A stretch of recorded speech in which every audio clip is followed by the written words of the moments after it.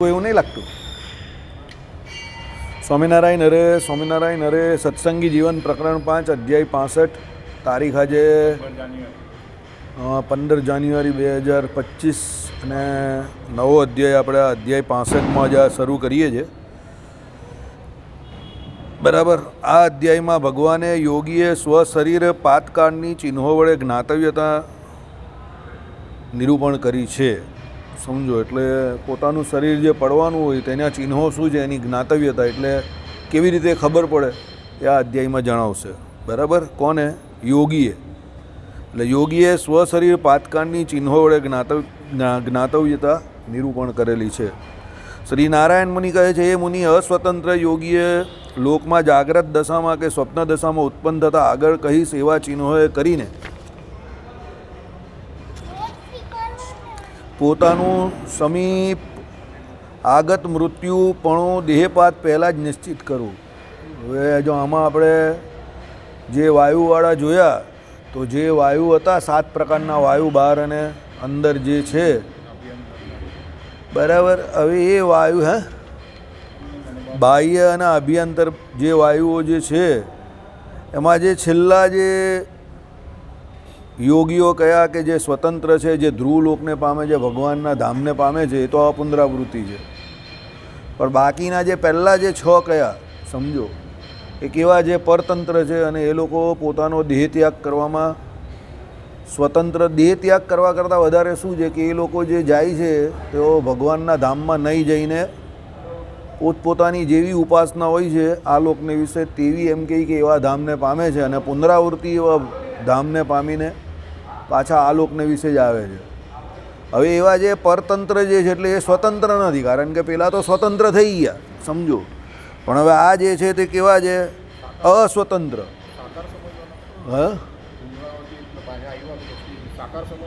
કોને સાકાર સમજવાનું?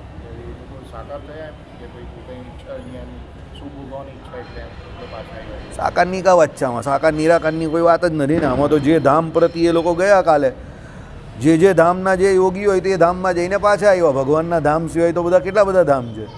દેવતાઓની ઉપાસના કરે તે બધું તો આમાં આવી ગયું કે જેની જેવી ઉપાસના કયા કયા લોકમાં જાય. સપ્તર્ષિ લોકમાં જાય, પરિવહ વાયુનું એ કરીને, એના પછી આવહ વાયુનું, ભૂતનના આરંભીને મેઘમંડળ પ્રવહ વાયુનું અનુષ્ઠાન જે કહ્યું છે તે ઉદ્ભવ વાયુનું સોમલોક એટલે ચંદ્રલોકમાં જાય, ગ્રહલોકમાં જાય, સપ્તર્ષિના લોકમાં જાય, તે બધા પાછા આવે. આમાં સાકાર નિરાકારની કાં કઈ વાત છે? એટલે જેની જેવી ઉપાસના એ પ્રમાણે. હવે યોગી એટલે આપણે ગઈકાલે તો વાત કરી કે યોગી જે છે એ કંઈ એવું નથી કે જેટલા યોગ કરે છે કે જેટલા યોગી થઈ ગયા એટલા બધા ભગવત પ્રાપ્તિ કરવા માટે જ યોગ શીખે છે કે યોગ કરે છે. એ તો બધું આપણા ભાવ ઉપર છે. કાલે આટલું બધું તો ચલવું. તમે લોકો બી સીતાનું હરણની સીતા જેવા જ છો બધા. એ જ તો મુખ્ય મુદ્દો છે સભા ચલાવવાનો કે સત્સંગ ચલાવવાનો, કે તમે ગમે એટલું કરો, વધારે કરો, બહુ વધારે કરો, એનો કોઈ મતલબ નથી. મેઇન વસ્તુ શું છે, મુદ્દો શું છે કે તમારો ભાવ શું છે, તમે શું કરવા માંગો છો, એ ઇન્ટેન્શન છે. તમે કેટલું કરો છો, કેવું કરો છો, એના કરતાં વધારે એ વસ્તુ જ અગત્યની છે કે તમે શું કરવા માંગો છો. તમારો ભાવ આધ્યાત્મ જગતમાં પણ, આ લોકમાં પણ અને પરલોકમાં તમારી ભાવના જ હોય છે, તમે શું કરવા માંગો છો. એટલે તો આ બધું અંદર કાલે ચલવું આપણે કે ભાઈ એમાં શું આવે છે કે જે યોગ શીખે છે તે યોગીઓ છે તે પણ બધા કેવા છે કે બધા એક સરખા ભાવવાળા નથી હોતા.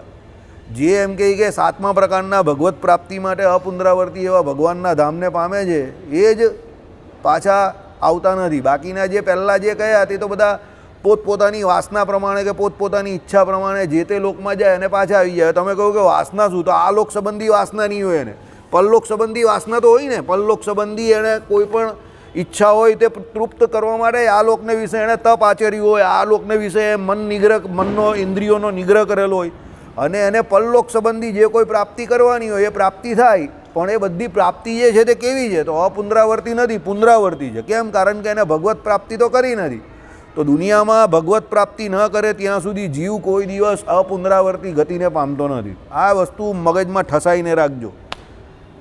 ભગવાનની પરબ્રહ્મ પરમાત્માની જ્યાં સુધી કોઈ પણ વ્યક્તિ ઉપાસના ન કરે, બીજા કોઈની પણ ઉપાસના કરે, બીજા કોઈ પણ લોકમાં જાય, કારણ કે એ લોક બધા જે છે તે પુનરાવર્તી છે, તો એમાં જતા ઉપાસક બી પુનરાવર્તી જોઈને સમજો. એટલે કાલે આટલું બધું તો એના માટે ચાલવું કે યોગી થયા પછી પણ લોકો આટલી બધી માથાકૂટ કરે છે.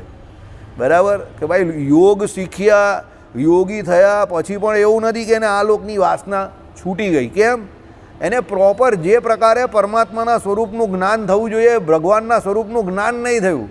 સમજો, એને ભગવાનની કૃપા હજુ એવી પ્રાપ્ત નહીં થઈ કે એને ભગવાનના સુખ સિવાય બીજી બધી ઈચ્છાઓ બાકી એટલે રહી ગઈ છે કે એને ભગવાનનું મહાત્મય નહીં સમજાયું હજુ. ભગવાન પરમાત્મા તત્વ જે છે એમાં જે સુખ રહેલું છે એ સુખ નહીં સમજાયું. એટલે એ જે કંઈ કરવા માંગે છે તે શું છે તો પરલોક સંબંધી એવી જ કોઈ એને જે સુખની ખબર છે એ સુખ વિશે એ દોડશે અને એના માટે અહીંયા એ પ્રયત્ન કરશે ને એના માટે એ જીતેન્દ્રિય થશે કે તપ આદરશે કે યોગ કરશે. સમજો, પણ એકચ્યુઅલી તો એને જે જોઈએ છે તે છેલ્લે મળશે. યાદ રાખજો, અસુરો જે છે તે પણ બધા તપસ્વી તો હતા જ. અસુરો પણ તપ કરતા હતા અને તપ કરીને એમને જે દેવતાઓને બ્રહ્માજીને પ્રસન્ન કર્યા કે શિવજીને પ્રસન્ન કર્યા કે જેને તેને પસંદ કર્યા તે પ્રસન્ન કર્યા પછી એમણે શું કર્યું એ જોવાનું છે. તપ તો બધા કરે છે પણ એમણે પ્રસન્ન કર્યા પછી શું કર્યું કે એમને જે જોઈતું હતું તે માંગ્યું. સમજો, અને જે જોઈતું હતું તે માંગ્યું તે પેલા જે દેવતાની ઉપાસના કરેલી બ્રહ્માજી હોય કે શિવજી હોય એમને એને આપ્યું. બરાબર, પણ એમાં કંઈ એ લોકોનો મોક્ષ તો થયો નહીં. એ લોકોએ આ લોક કે પરલોક સંબંધી કોઈ પણ ઈચ્છા જે હતી એમની એ તૃપ્ત કરવા માટે કે એ પૂરી કરવા માટે જ એમણે એ લોકોએ તપ આદરેલું અને એ તપના આદરથી એમ કહે કે એ દેવતા રીજાયા અને આવ્યા એમની ઉપર. પણ એનાથી એમના જન્મ મરણની નિવૃત્તિ થઈ, એમના આસુરીપણાની નિવૃત્તિ થઈ ન થઈ. એટલે તપ કરવાથી કે બીજા જે કોઈ પણ તમે આ ઉપાયો કરો છો, કોઈ બહુ ભજન કરતો હોય કે કોઈ બહુ સેવા કરતો હોય તો એને જોઈને અંજાઈ નહીં જવાનું. સમજો, હું તમને એ જ તો કહું છું કે કોઈ કરતો હોય, બહુ કરતો હોય, તમારાથી વધારે કરતો હોય કે બીજા કરતાં વધારે કરતો હોય કે કોઈ બહુ ખાસમ ખાસ ભજન કરતો હોય. સમજો, જે લોકોની આંખમાં દેખાય એવું કરતો હોય. બરાબર, પણ એનો મતલબ એવો નથી કે શ્રેષ્ઠ છે. એ કેમ કરે છે એના ઉપર એની શ્રેષ્ઠતા જે છે એનું પરિમાણ છે, એનો ભાવ. બરાબર, આ મંદિરમાં એવા મેં ઘણા માણસો જોયા છે. મેં તમને કહ્યું તો ખરું, ચાંદ્રાયન કરનારા જોયા છે ને ધાનના પાનના કરનારા જોયા છે ને આપણે એ લોકોને જોઈએ તો આપણે હલી જઈએ કે આપણે વર્ષોથી કંઈ કરતા જ નથી. પણ પછી ભગવાન જ પરિમાણ આપે. 2 વર્ષ પછી 6 મહિના પછી એ ભાઈ દેખાતા જ બંધ થઈ જાય. એટલે ભગવાન આપણે કહી છે એ બાબતમાં જે કહી કે ભાઈ તું જે કરે છે તો you are on right track. આપણે ધીમી ગતિના સમાચાર પર જઈ રહેલા છે પણ આપણે જે જઈ રહેલા છે ટ્રેક કયો છે તો અપુનરાવર્તી ટ્રેક છે. કેમ? આ લોકની કોઈ કામના માટે આપણે એ કામ નહીં કરતા એટલે આપણો ટ્રેક જે છે તે સ્લો છે. બરાબર, કારણ કે ભગવાન મળવા કંઈ સરળ નથી. એ સૌથી અઘરું ને છેલ્લું કામ છે.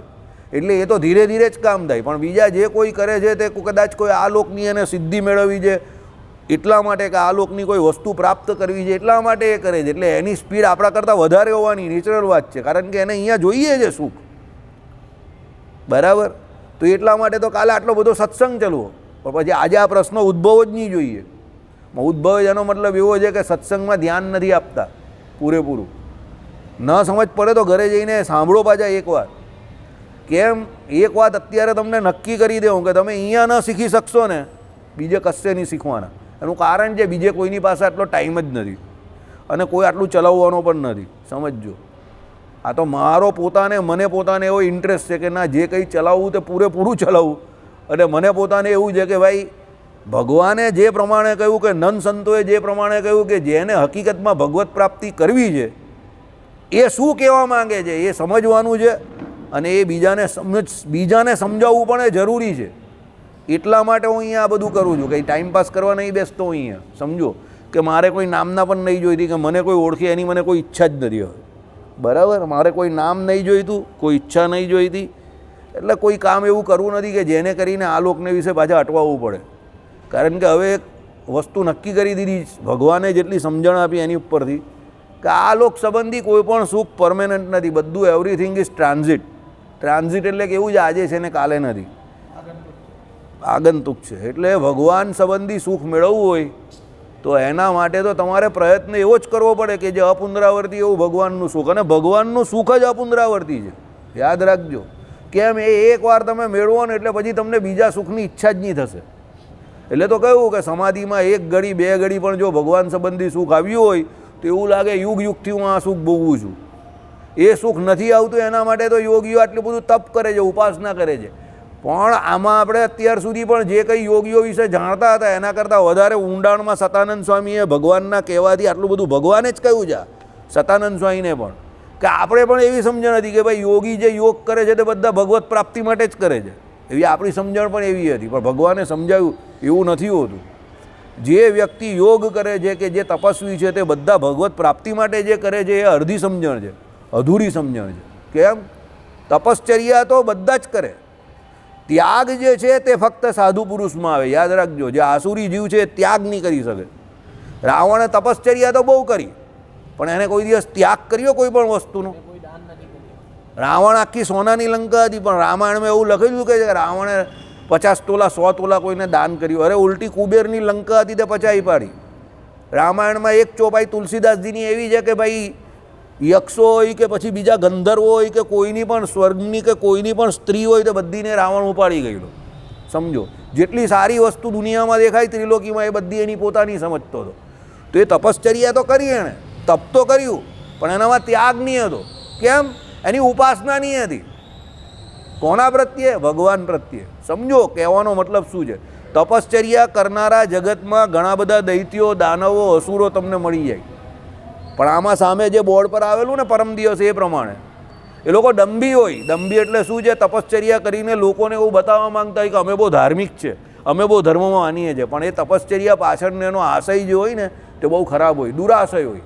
જગતનું હિત કરવા માટે એ કોઈ પણ વ્યક્તિ પોતાના સુખનો ત્યાગ ન કરે, ઉલટાનું જગતના બીજા જે સામાન્ય જીવ હોય કે ભગવત ભક્ત હોય કે સાધુ પુરુષ હોય એની પાસે જે કંઈ હોય ને એ પણ એ લોકો છીનવવાનો પ્રયત્ન કરે પોતાના સુખ માટે. બરાબર? રાવણ કૈલાસ પર ગયેલો તેને શું કરેલું?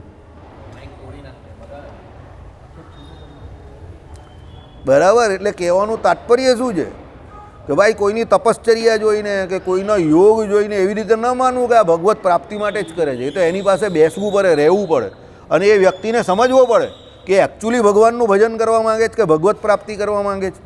એટલે ભગવાન મહારાજે શું કહ્યું? 6 મહિના એની જોડે રહી તો ખબર પડે. બાકી તો બધા દુનિયામાં બહુ મોટા મોટા તપસ્વી પડેલા છે. સમજો, અડધા કપડાં પહેરીને ફરે છે અને કપડાં વગર પણ ફરે છે, પણ એ તો બધા સિદ્ધિઓ મેળવવી હોય, ઘણાને ઘણું બધું કરવું હોય. મહારાજ વખતે એક પેલો ભેખડોની અંદર રહેતો હતો, ગુફાની અંદર.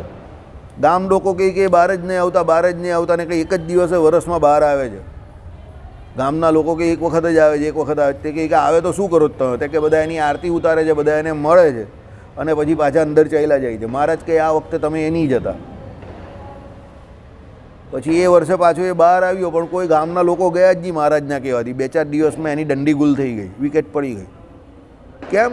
એનું માન ભંગ થઈ ગયું કે લોકો જે મને મળવા આવતા હતા તે બંધ થઈ ગયા, કોઈ મને ઓળખતું જ નથી. એટલે એની નિરાશ થઈ ગયો, દેહ ત્યાગ કરી નાખ્યો, એને છૂટી ગયું શરીર. એટલે કોઈ તપશ્ચર્યા કરે છે કે યોગ કરે છે એનો મતલબ એવો નથી થતો કે ભગવત પ્રાપ્તિ માટે જ કરે છે. સમજજો, સાધનો એવી વસ્તુ છે કે જે તમને બહારથી દેખાય.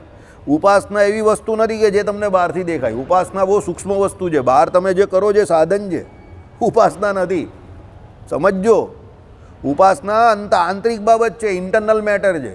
અને ઉપાસના જેવી છે એવી તમને પ્રાપ્તિ થાય છે. જેવી ઉપાસના ને મુક્તિ એ બંને એકબીજાને પેરેલલ સમાંતર હોય. ઉપાસના એટલે શું છે? ભગવાનની ઉપાસના. ઉપવત્તા આસન. ઉપ એટલે સામે, આસન નાખીને બેસવું. સમજો, અને ભગવાનની જે હોય એની સામે બેસીને એની ભક્તિ કરવી એ ઉપાસના છે. હવે ઉપાસના અને ભક્તિ અમુક જગ્યા પર સિમિલર અર્થ છે, એક સરખો, અમુક જગ્યા પર જુદો અર્થ છે. કેમ? જ્યાં ભક્તિની વાત આવે ત્યાં પછી 9 પ્રકારની ભક્તિ અને 10મી પ્રેમ લક્ષણા ભક્તિ કઈ હોય. અને ઉપાસના છે એ બહુ બ્રોડ ટર્મ છે. સમજો, બહુ મોટી વ્યાખ્યા છે કે ઉપાસના ઘણા બધા પ્રકારની ઘણી બધી લોકોની હોઈ શકે. હવે ઉપાસના તમે પેલાની જોડે રહો ને એની સાથે રહો પછી એને ખબર પડે કે આની ઉપાસના કોની છે, કેવી છે. અને સૌથી મોટી વાત, એ ઉપાસના એ કેમ કરી રહેલો છે એ મુખ્ય બાબત છે. સમજો, ઉપાસના તો ઘણા બધા કરતા હોય. તપશ્ચર્યા કરે એ પણ ઉપાસના કરતો જ હોય કોઈની ને કોઈની. ભાઈ રાવણ હતો તેને બ્રહ્માજીની તપશ્ચર્યા કરેલી. શિવજીના લોકમાં જતો હતો, વેદ જે છે એણે સંગીત સાથે શું રાગ આપીને ગાતો હતો. શિવજી માટે આખું એણે સ્તોત્ર તૈયાર કરી નાખ્યું. સમજો, અને કહેવાનું તાત્પર્ય શિવજી પછીનો સારામાં સારો એ સંગીતનો જાણકાર હતો અને શિવજીને રાજી કરી નાખે એવો સંગીતનો જાણકાર હતો. એટલે એનામાં જ્ઞાન ન હતું એવું ન હતું, એની ઉપાસના એને ન ખબર હતી એવું એને કંઈ ખબર ન હતી એવું ન હતું, પણ એ શું હતો? તમોગુણી હતો.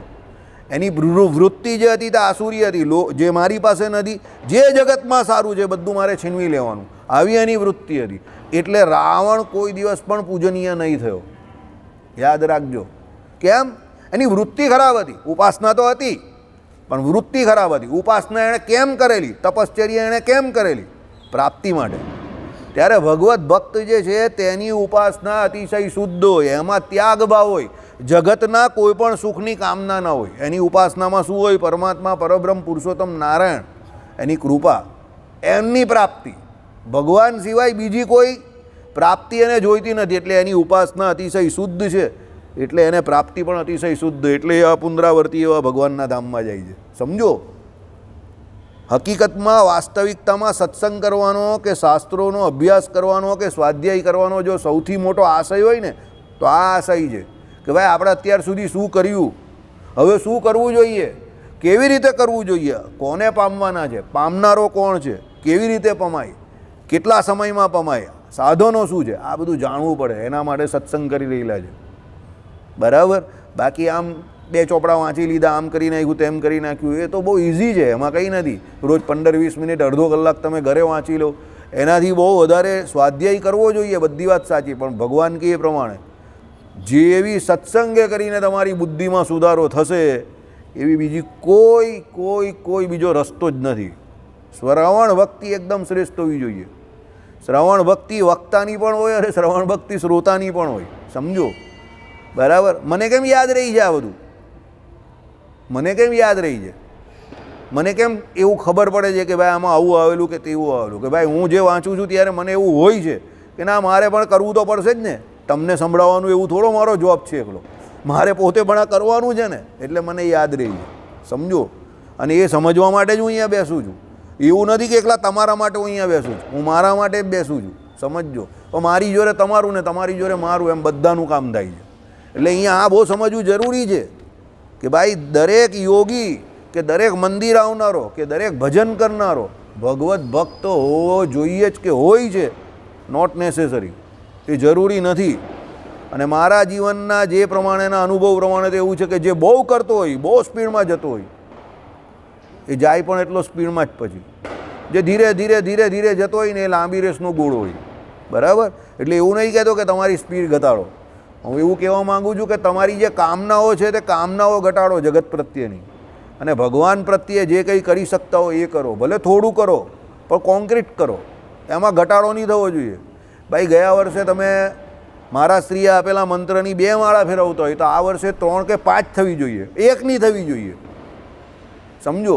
ગાયત્રી મંત્રના જે કોઈ જપ કરે છે તો અત્યારે બધા એક માળા ફેરવે છે 3 સમય પર. બરાબર છે. તો હવે એ 3 માળા તો મિનિમમ રોજની ફરે છે ને, તો પછી એ એક સંધ્યા ઘટીને 2 નહીં થઈ જવી જોઈએ, 5 થવી જોઈએ. સમજો. એટલે જે કંઈ કરો એ કોન્ક્રીટ કરો અને ધીરે ધીરે વધારો. તો એવી રીતે વધારો કે તમે 60-70 વર્ષના થાવ તો તમારા આખા દિવસમાં જે કંઈ તમે કરો એમાં ભગવત સંબંધી બધા નિયમોથી આખો દિવસ તમારો પાવર પેક હોય. અને એ તમે શ્રદ્ધાએ સહિત, પ્રેમે સહિત કરો, મિકેનિકલ ન કરો. બરાબર. ગાડી ભગાવ્યા કરો, એનાથી કંઈ થતું નથી. સુકૃતતા આપણે એટલા માટે કરીએ છીએ કે ભાઈ ભગવદ ઉપાસના જે છે ને, ભગવાનની કૃપા જે છે તે થયા રહી, આપણી ઉપર થયા કરે, એટલા માટે સુકૃત કરીએ છીએ. સુકૃતનો મતલબ કે એવો નથી કે ભાઈ એના બદલામાં આપણે આલોક સંબંધી કે પરલોક સંબંધી કંઈ લૌકિક સુખની પ્રાપ્તિ થાય. ભગવાનની આજ્ઞા છે ને, ભગવાન રાજી થાય એટલે સુકૃત કર્યા કરવાના. આપણી આસક્તિ એટલી ઘટે આ લોકને વિશે. બાકી બીજું કંઈ છે નહીં સુકૃત કરવાનો અર્થ. એના બદલામાં કંઈ આ લોકનું સુખ નહીં ઈચ્છવાનું. ચાલો. એટલે આમાં શું કહ્યું કે ભાઈ અસ્વતંત્ર યોગીએ લોકમાં જાગ્રત દશામાં, જો લોકમાં જાગ્રત દશા એટલે જ્યારે જ્ઞાનની આપણી પરિપૂર્ણ અવસ્થા હોય એ જાગ્રત અવસ્થા છે. જે વસ્તુ જેવી છે એને તમે યથાર્થ જાણો તે જાગ્રત અવસ્થા, જે અયથાર્થપણે જણાય તો એ પછી સ્વપ્ન અવસ્થા છે. બરાબર. એટલે અહીંયા શું કહ્યું? જાગ્રત અવસ્થામાં કે સ્વપ્ન દશામાં ઉત્પન્ન થતા આગળ કઈ સેવા ચિહ્નોએ કરીને પોતાનું સમીપ આગત મૃત્યુપણું દેહપાત પહેલાં જ નિશ્ચિત કરવું. એટલે એનું નજીક આવતું મૃત્યુ જે છે એને પહેલેથી ખબર પડી જાય. એ યોગી છે એટલે એને એટલો ફાયદો છે, ભોગીને ખબર ના પડે. બરાબર. તેમાં જાગ્રત અવસ્થામાં જણાતા સમીપ મૃત્યુના ચિહ્નોને કહે છે. હવે જાગ્રત અવસ્થામાં એને કયા ચિહ્નો દેખાય તે જોઈ લઉં. જેનો મૃત્યુકાળ નિકટમાં આવ્યો હોય તે પુરુષ દેવમાર્ગ, ધ્રુવ, શુક્ર, ગુરુ, અરુંધતી વશિષ્ઠ તારાની સમીપે વર્તતો અરુંધતીનો સૂક્ષ્મ તારો જે છે તે અને પોતાની છાયાને જોઈ શકતો નથી. સમજો, પોતાની છાયા જેને ન દેખાય તે સમજી લેવાનું કે હવે મરવાનો છે. આ બધી નિશાની છે. આમ પણ ભાગવતજીમાં પણ કહી છે, જે જવાનો છે એને પોતાની છાયા દેખાતી બંધ થઈ જાય. તમે ચાલો તો તમારો પડછાયો હોય ને તો આમ જોજો, તમને તમારો પડછાયો દેખાય. પેલો કહે ને, માણસને ઉપાધિમાં તો પડછાયો પણ સાથ છોડી દે છે, એ કહેવત છે. પણ પડછાયો જ્યારે તમારો દેખાતો બંધ થઈ જાય એટલે સમજી લેવાનું કે હવે તમે જવાના. હવે ઉપાધિ નહીં રહેવાની, પડછાયો જવાનો તમારો, ટાઈમ પૂરો થઈ જવાનો. એટલે શું કહ્યું? અને પોતાની છાયાને જોઈ શકતો નથી. આ સર્વને જોઈ શકે નહીં ત્યારે નજીકમાં મૃત્યુ જાણવું. એટલે સમજવાનું કે હવે આનો કાઉન્ટડાઉન પૂરું થઈ જવાનું. સમજો, આ બધી નિશાની જ છે. બરાબર?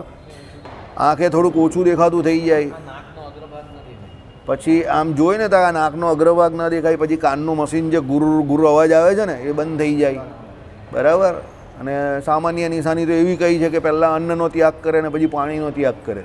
જેમ જેમ પાણીનો ત્યાગ કરે તેમ તેમ સમજતું જવાનું કે આનું મૃત્યુ હવે નજીક આવે છે. કારણ કે કળિયુગમાં અન્ન અને પાણી એની ઉપર જ શરીર ટકેલું હોય છે. એટલે પહેલાં અનાજ લેતો બંધ થાય, ધીરે ધીરે પછી પાણી પર જીવે, પછી પાણી લેતો પણ બંધ થાય. એટલે સમજી લેવાનું હવે જવાના. આ બધી નિશાની છે જવાવાળાની, સમજી જાઓ. ચલો, જય સ્વામિનારાયણ. આગળ વધો.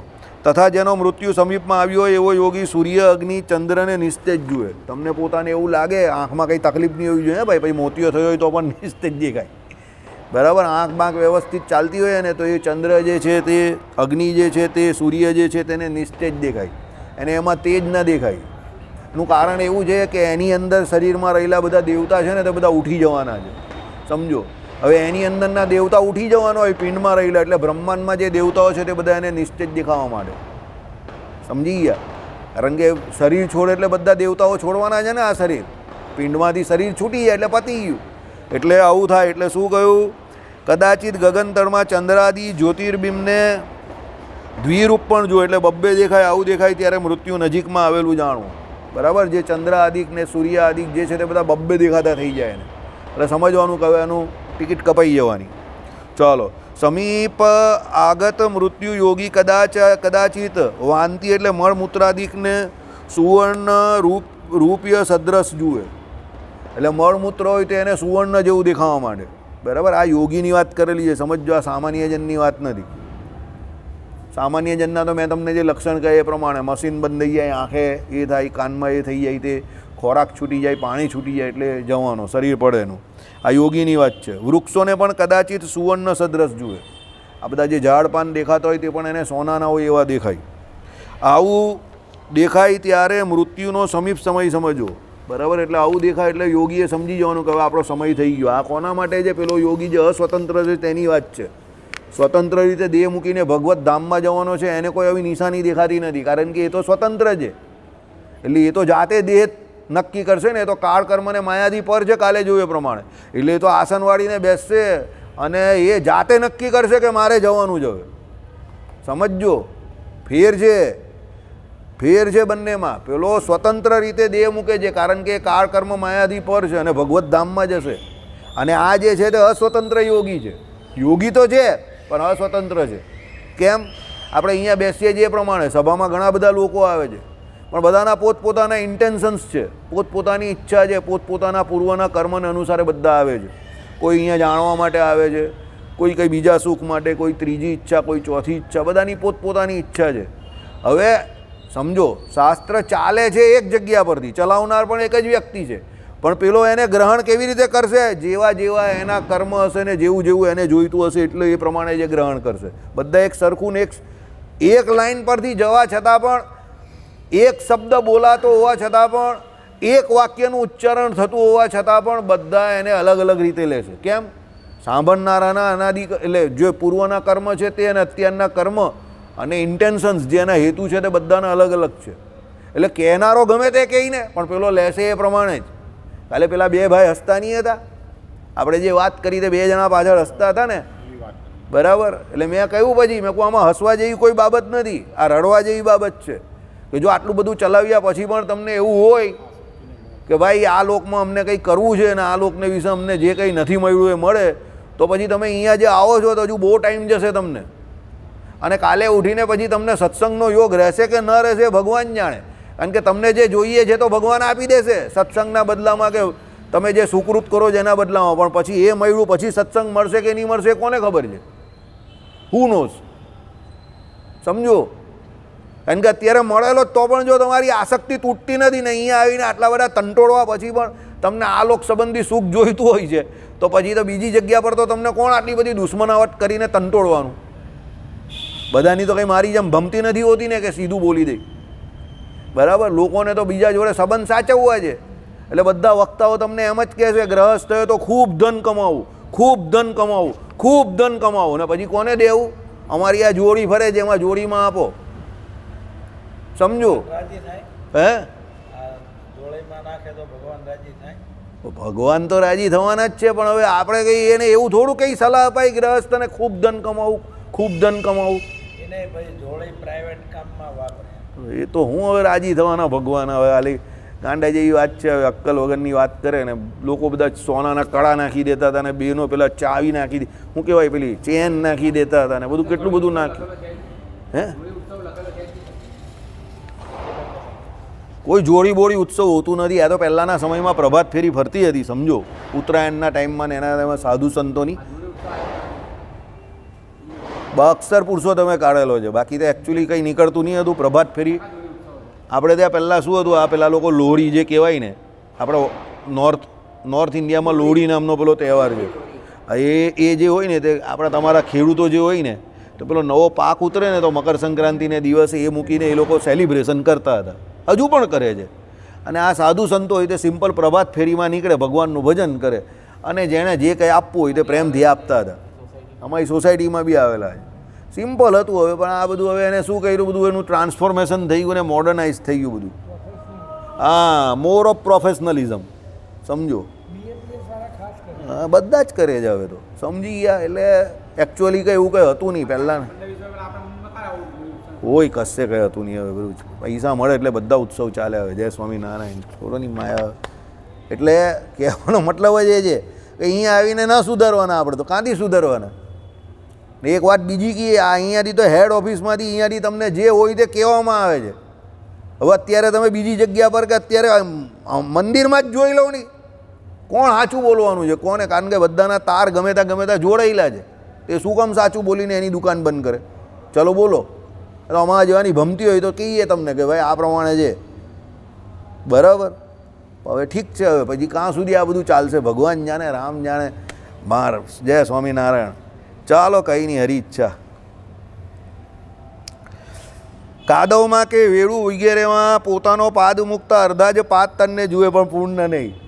એટલે ભૂત નહીં માનવાનો પોતાની જાતને. કાદવ એટલે ખબર ને, કાદવ કિચ્ચર હોય તે, કે વેળું એટલે તમને ખબર ને, માટી કેવું કેવું હોય, રેતી હોય. બરાબર? રેતી જ કહેવાય આમ તો. એની અંદર પોતાનો પેલો પગ મૂકે ને તો એનો પાદ તળ એટલે એનો જે પંજો પૂરો નહીં દેખાય. પછી કેવો દેખાય? અડધો દેખાય.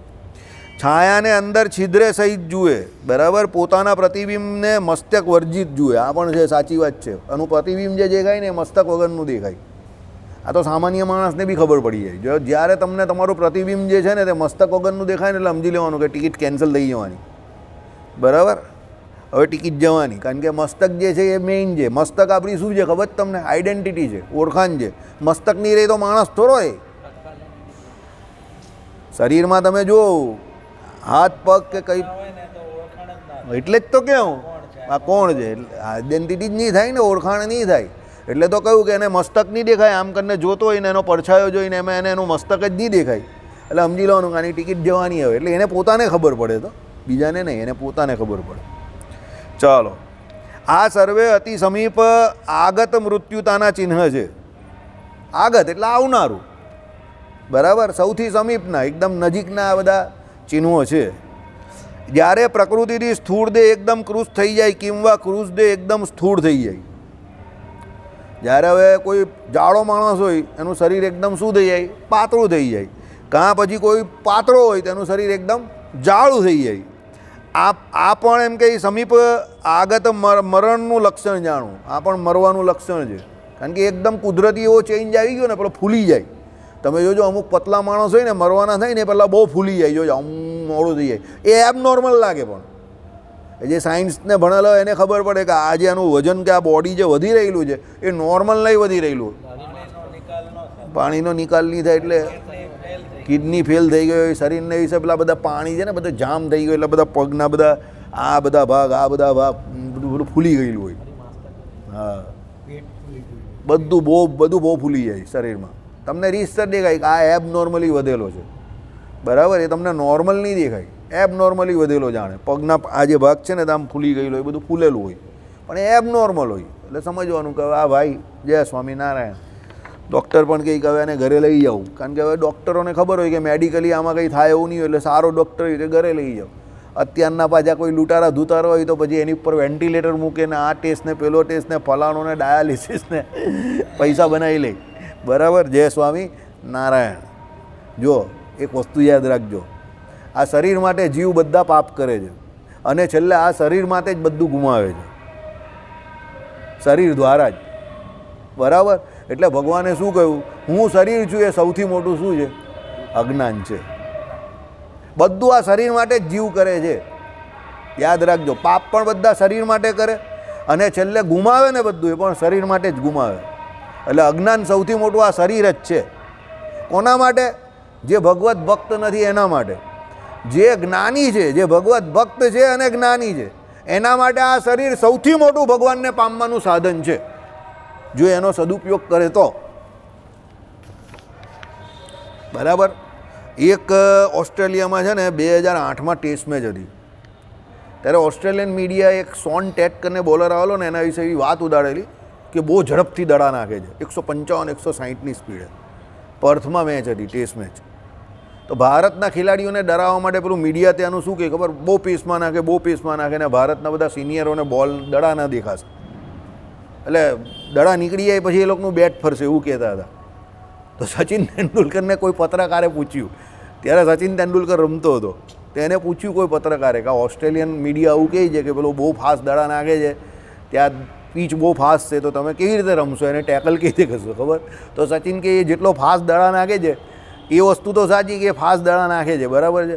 તો એ વસ્તુ પણ એટલી સાચી ને વિજ્ઞાનના સિદ્ધાંત પ્રમાણે કે જો એ બોલ કદાચ દડાને બેટને લાગશે તો એટલો ફાસ્ટ જશે પણ ખરો ને. એટલે અમારે તો ખાલી દડા ઉપર નજર જ રાખવાની છે અને એને ગાઈડ કરવાનો છે, બીજું તો બધું દડોને એની ગતિ જ કરશે. અને એકચ્યુઅલી એવું થયું, એ ટેસ્ટ ઓસ્ટ્રેલિયા હારી ગયું. આમ અડાવવું જ પડે. એ ટેસ્ટ મેચ ઇન્ડિયા જીતી ગયું ઉલટી, સમજો. તો ઓસ્ટ્રેલિયન મીડિયાને બુમરેંગ થઈ ગયું કે એ લોકોએ જે કહેલું એનાથી ઉલટું થઈ ગયું બધું. એટલે આવું છે આ શરીર. આપણા માટે આમ જોવા જાય તો લોકો માટે જે ભોગનો વિષય છે તે ભોગ એનાથી ભોગવે એટલે સૌથી વધારે દુઃખી થાય.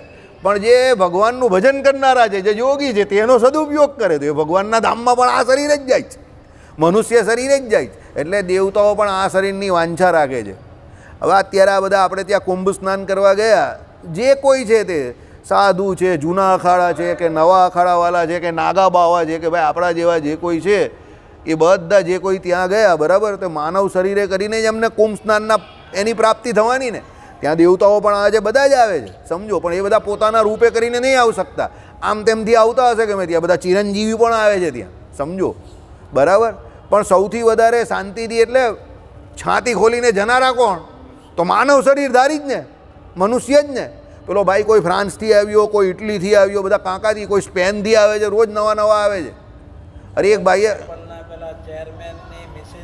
હા, તો કેટલા બધા આવે છે.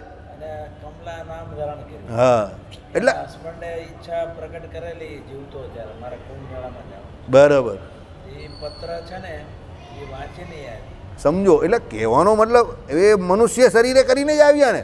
એટલે મનુષ્ય શરીર એક મેજિક બોડી છે. આ બોડી તમને પ્રાપ્ત થાય તો તમારી પાસે શક્યતાઓ જે છે ને એનો અંબાર લાગેલો છે કે તમે શું નહીં કરી શકો, સમજો, બરાબર? પણ જો અજ્ઞાને કરીને આ શરીર ગયું તો ગયું. એટલે આ શરીર સૌથી મોટું અજ્ઞાન પણ છે અને આ શરીરનો જો સદુપયોગ થયો તો સૌથી મોટું કામમાં આવી જાય એવી વસ્તુ પણ છે, બરાબર? ચાલો. જે યોગીનો દેહ ઘેંટા જેવો દુર્ગંધવાળો થઈ જાય, ઘેંટા જેવો દુર્ગંધવાળો ઘેંટું છે ને બહુ દૂરથી પણ જતું હોય ને તમને બહુ દુર્ગંધ મારે. આ કોઈ ભલતો જ નંબર છે, જોઈ લેની, બરાબર? એટલે તમે જોજો અમુક પ્રાણીઓ એવા હોય ને કે નજીકથી જાય ને તો પણ બહુ વાંસ મારે. એમાં ઘેંટું વન ઓફ ધેમ. તમે જાય ને આમ નજીકથી તો બહુ વાંસ મારે, પકડા ઘેંટા બધા બહુ વાંસ મારે. અથવા બળતા શબના ગંધ જેવો દુર્ગંધવાળો થઈ જાય. શબ બળતો હોય ત્યારે પેલા ચામડા બળતા હોય તો દુર્ગંધ આવે ને એવું.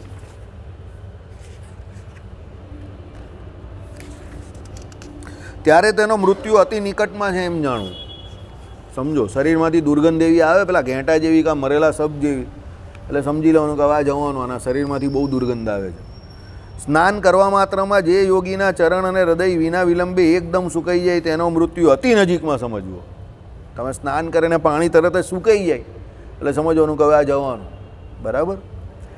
જે યોગીનું ખાધેલું પીધેલું વસ્તુ કિંચિત પણ ઉદરમાં પચે નહીં અને ખાધેલું ઔષધ રોગનાશરૂપ ગુણ માટે કલ્પાય નહીં તે પણ સમીપગત એટલે સમીપ આગત મરણકારવાળો જાણવો. હકીકત છે, શરીરમાં આપણે જે હમણાં વાત કરીએ એ પ્રમાણે અનાજ કંઈ પચતું નહીં હોય, કાંઈ અનાજ લેવાનું બંધ કરી દે.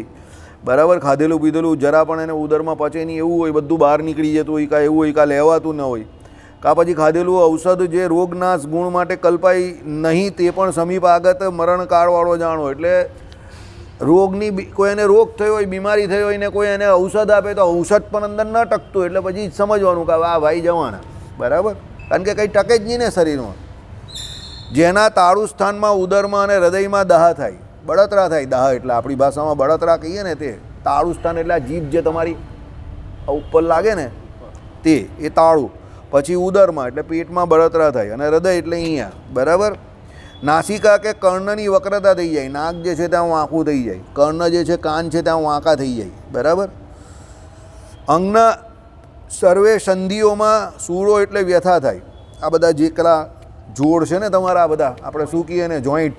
બરાબર. ગુજરાતીમાં એને શું કહે? સાંધાઓ. અમુક શબ્દો ગુજરાતીને હોય યાદ કરવા પડે. સાંધાઓ, આ બધા સાંધાઓ ભરાઈ જાય એવું લાગે ને, બહુ દુખાવો થતો હોય તેવું. એટલે એમાં સાંધાઓમાં દુખાવા થતા હોય, એકદમ દુઃખ થતું હોય ત્યારે પણ એમ કહે કે સમીપ મરણ છે એવું લક્ષણ જાણવું. જમીને તૃપ્ત થયેલો પણ યોગીને જ તત્ક્ષણક સુધા ઉદ્ભવે. ભાઈ જો હમણાં જમ્યો ને પછી પાછી એને ભૂખ લાગી ગઈ, તરત જ ભૂખ લાગી. અને જેને ઓલવી નાખેલા દીવાના ગંધનું જ્ઞાન ન થાય તે પણ સમીપમાં આવેલા અંધકારવાળો જાણવો. તમે દીવો નજીકમાં હોય ને પેલી જો દીવો જોયો ઓલવાય ને તે એક ટિપિકલ એની વાંસ આવે, સમજજો. એનું નાક ચાલતું હોય એને ખબર પડે કે આ દીવો ઓલવાઈ ગયો. તમારી આંખ બંધ હોય અને તમે ભગવાનની મસ્તીમાં પૂજામાં કે એમાં બેઠેલો હોય તો પણ પેલો દીવો જેવો ઓલવાય ને એટલે એની જે પેલી જે આમ ધુમાડો જે જતો હોય ને તમારા નાક પર લાગે એટલે તમને તરત ખબર પડે કે આ દીવો હવે ઓલવાઈ ગયો. જે આરતી કર્યા પછી જ્યારે એ કરે ને ત્યારે ખબર પડે. તમે આરતી કરો અને પછી આરતી કરો ને મૂકો. બરાબર. પછી શું કરો તમે? આમ કરીને ભગવાનમાં મન લગાવવા માટે એમ કહી કે ધીમે ધીમે ધીમે જે મંત્ર જે છે એ મંત્ર બોલવા માંડો ને આંખ મીચીને બેઠા હો અને ભગવાનની મૂર્તિનું સ્મરણ કરતા હોય એટલે પેલો દીવો ઓલવાય ને એને નાકમાં લાગે એટલે તમને ખબર પડે કે હવે આ દીવો ઓલવાઈ ગયો છે. એક ટિપિકલ એની સ્મેલ હોય.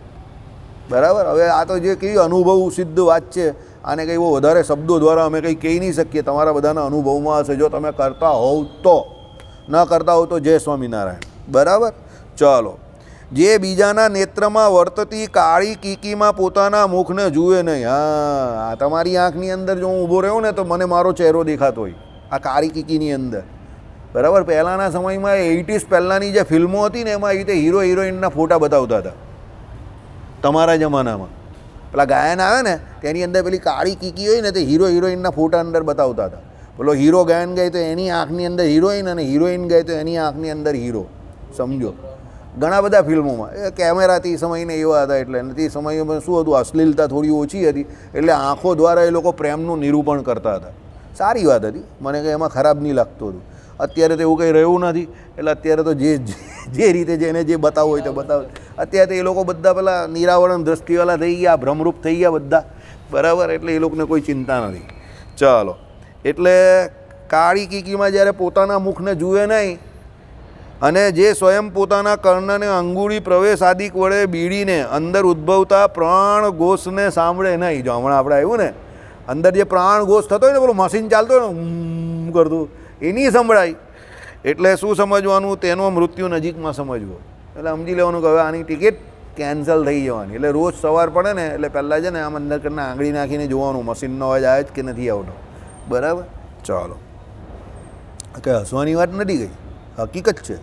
આમ કરીને જોઈ ઘણા લોકો ઉઠે ને પછી તરત જોઈ લે આમ મશીનનો અવાજ આવે જ કે નહીં. જોઈ સવારે સાયલન્ટ હોય ને બધું વાતાવરણ ત્યારે તરત આવે અત્યારે તો બધું અવાજ બહુ આવતો એટલે ખબર ના પડે, પણ સવારે તરત જ આવે. બરાબર, ચાલો. આગળ પડેલા ઇન્દ્રિયો સાથે સંબંધ પામેલા વિષયોનું પૃથક પૃથક સત અસતપણે આ છે આ નથી એમ વિવેચનથી જ્ઞાન જેને ન થાય તેનો મૃત્યુ સમીપમાં છે તે એ જાણવું. અથવા શ્લોકનો અર્થ એમ કરવો કે ઇન્દ્રિયોથી ગ્રહણ થતા વિષયોનું સારા નરસાપણે પૃથક પૃથક જ્ઞાન ન થાય તે પણ સમીપ આગત મૃત્યુનું ચિહ્ન સમજવું. એટલે જે તે તમારી ઇન્દ્રિયો જે છે તે ઇન્દ્રિયોના દેવતા અને ઇન્દ્રિયોનું ગોલક અને ઇન્દ્રિય પોતે એના દ્વારા તમને સામે પડેલા જે કોઈ વિષય હોય વિષયનું જ્ઞાન થતું હોય. દાખલા તરીકે આંખ તે જોવાનું કામ કરે છે. હવે સામે જે કંઈ ઓબ્જેક્ટ એટલે વસ્તુ પડેલી હોય તેને પેલી આંખ જોઈ અને એ પ્રમાણે રિએક્ટ કરે.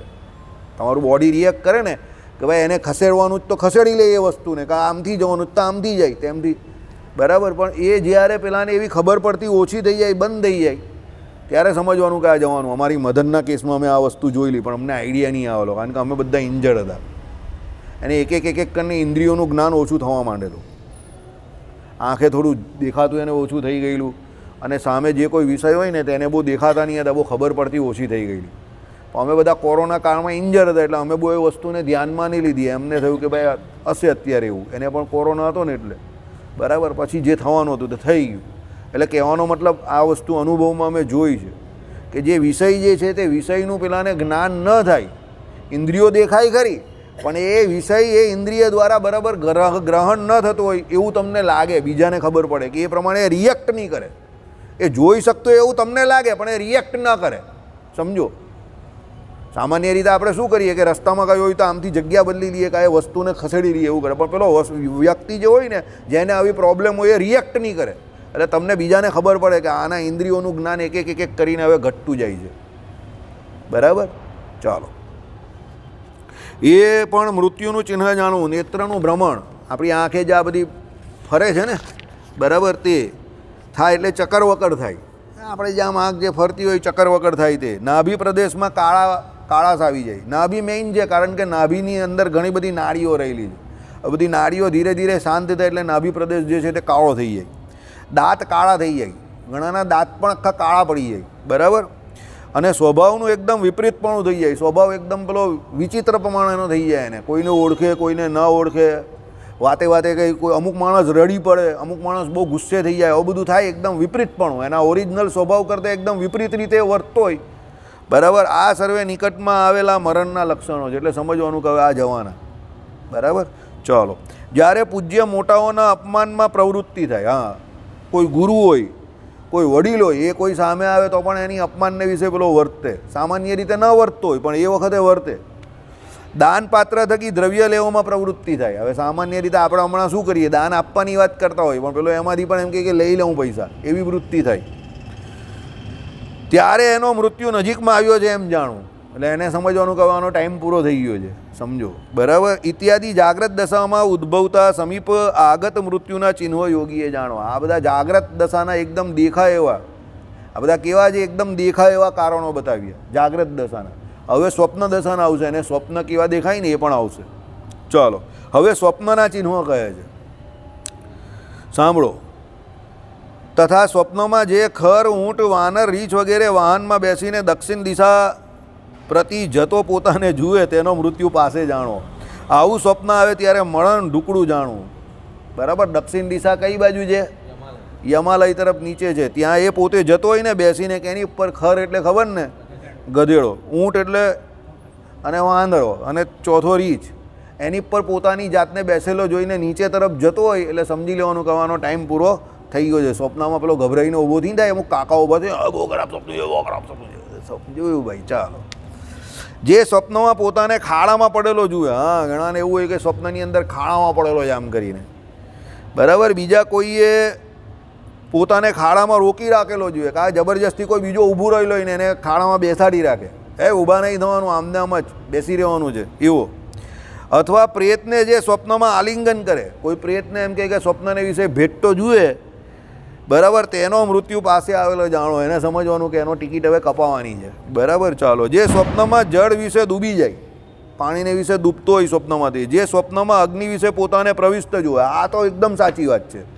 જેને પોતાની બોડી જે છે ને તે અગ્નિને વિશે બળેલી દેખાતી હોય, સમજી જવાનું કે હવે આ જવાનું.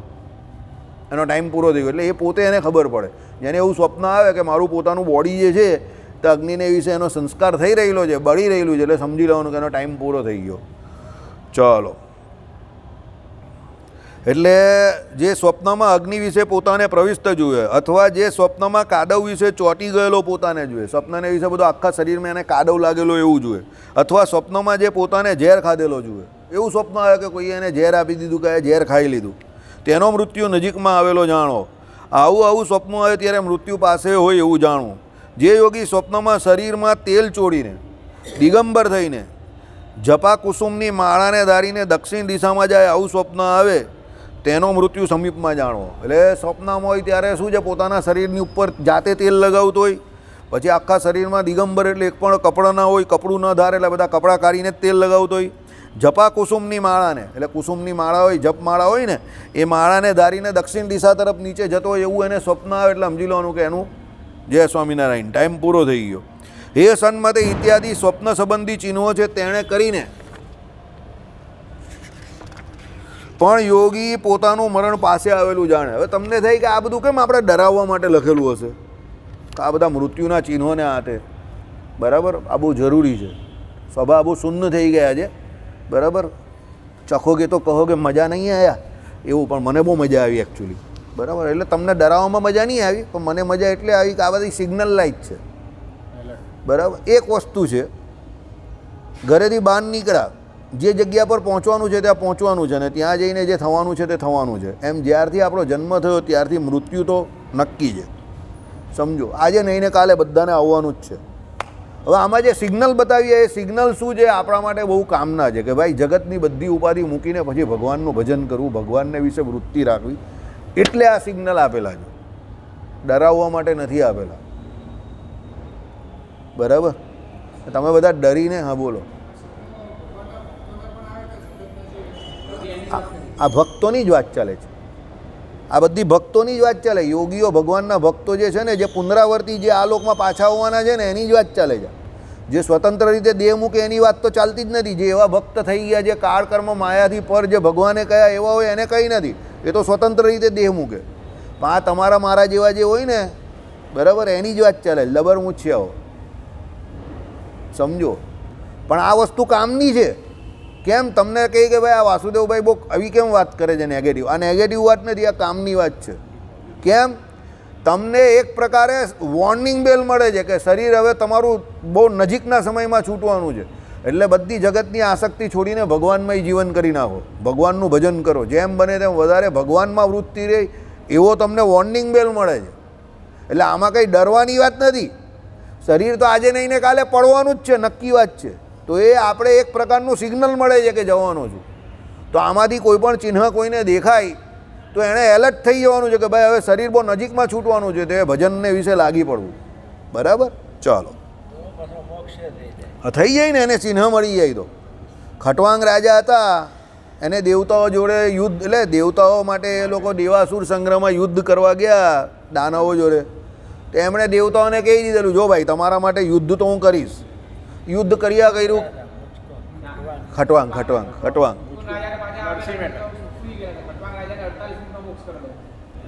હવ ને એની આ તો બીજા યુગની વાત ચાલે. એ ખટવાંગ રાજા હતા, તે દેવાસુર સંગ્રામની વાત છે, બહુ જૂની વાત છે. તો એ લડતા હતા, તો દેવો લઈ ગયા. તો દેવોને શરત શું કરી, જો ભાઈ તમારા માટે લડવું, બધી વાત સાચી, પણ જ્યારે મારો દેહ પડવાનો હોય ને 2 ઘડી બાકી હોય ત્યારે તમારે મને એલર્ટ કરી દેવાનો કે તમારો દેહ પડવાનો છે, એટલી તમારે મારી પર મહેરબાની કરવાની. પેલા લોકો કે આલા 2 ઘડીમાં શું કરવાનું? આ તો પણ હવે એ લોકોની ફરજ, એટલે ભાઈ બહુ લડ્યા. પછી એમનો સમય જ્યારે આવવાનો હતો એટલે દેવતાઓએ કહ્યું, ભાઈ તમારા મૃત્યુને 2 ઘડી બાકી છે. એ કીધું થેન્ક યુ વેરી મચ.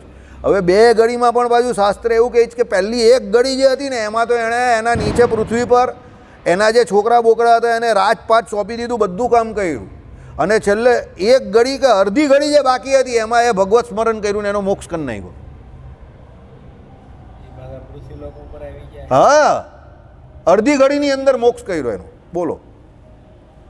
અડધી ઘડીમાં એણે એના કામ કરેલા બધા. હમણાં જ મેં એક ભાગવતજીના વક્તા પાસે સાંભળ્યું, કે તમે 2 ઘડી એટલે એવું નહીં સમજતા, એમ કે જે યુદ્ધ કરતો હોય સમજો તો એની તો યુદ્ધમાં કેવી વૃત્તિ હોય. એટલે 2 ઘડીને વિશે તો એણે એનું પહેલી 1 ઘડીમાં એનું બધું કામ પતાવ્યું, અને બીજી ઘડી હતી એમાં પણ એની ઘણી બધો સમય તો ભગવાનમાં કંઈ બેઠો એટલે તરત થોડું ધ્યાન લાગી જાય, પણ એને અડધી ઘડીની અંદર ભગવાનને વિશે સ્મૃતિ કરીને એનો મોક્ષ કરી નાખ્યો. દેવતાઓ વિચારમાં પડી ગયા ને, કાં તો આલો જબરો માણસ નીકળો, સમજો. એટલા માટે હું તમને કહું છું કે જ્યારે પણ તમે કોઈ પણ કામ કરતા હો તો એના 50% ચાન્સ હંમેશને માટે રહેલા છે. કાં તમારા જીતવાના ને તમારા હારવાના. પણ એ ક્યારે? જ્યારે તમે જ્યાં સુધી લડી રહેલા છો ત્યાં સુધી. જ્યારે તમે મનથી એવું માની લીધું કે તમે હારી ગયા, પતી ગયું, મેચ પૂરી થઈ ગઈ. પણ જ્યાં સુધી તમે મનથી એવું ના હારો કે ના, મૃત્યુના અંતિમ સમય સુધી, અંતિમ ક્ષણ સુધી સમજજો તમારા મોક્ષની પૂરેપૂરી શક્યતા છે. પણ એ તમારે છેલ્લે સુધી એ પ્રમાણે વિચારતા રહેવું પડે કે મારે મોક્ષ કરવાનો છે, સમજો. તો છેલ્લી ઘડી સુધી એ શક્યતા છે, પોસિબલ છે, એવું નથી કે નથી પોસિબલ. આ ખટવાંગના ઉદાહરણથી આ વસ્તુ યાદ રાખવા જેવી છે કે ભાઈ એણે અડધી ઘડીની અંદર મોક્ષ કરી નાખ્યો. 2 ઘડી કહી પણ એમાં એણે એના કામ કરેલા, એના છોકરાને રાજપાટ આપેલું, એણે મંત્રી બધાને બધું સમજાવી દીધેલું એણે કે આ પ્રમાણે કરજો, આમ તેમ ફલાણું ઢીમકું. અને પછી એણે 1 ઘડીમાં, રાજા હોય તો એનું કંઈ નાનું કામ થોડું હોય. નરેન્દ્ર મોદી અત્યારે 26માં બધું છોડીને જાય ઇન કેસ, સમજો, તો એ કંઈ તરત થોડા ચાલ્યા જાય. પબ્લિકને પાછળથી ખબર પડે કે હવે ગયા કે જશે, પણ એની જે કેબિનેટ હોય એને અમિત શાહ સાહેબને ને બધાને બધું કામકાજ તો એ કરીને જાય ને. અરે બીજા 5 વર્ષમાં પ્રોજેક્ટ આપી નહીં જાય, 29માં કેવી રીતે જીતવાનું એ પણ આખી ફોર્મ્યુલા બતાવી નહીં જાય. એમને એમ થોડા જાય, તો રાજા છે, સમજો. એવી પોસિબિલિટી છે કે મોદી સાહેબ 26ની વચ્ચે છોડી જાય. બરાબર, ભૂલમાં બોલાઈ ગયું છે પણ હવે પકડી લેજો. ચલો, જય સ્વામિનારાયણ. હા, શ્રીપતિમ શ્રીધરમ સર્વદેવેશ્વરમ ભક્તિ ધર્માત્મ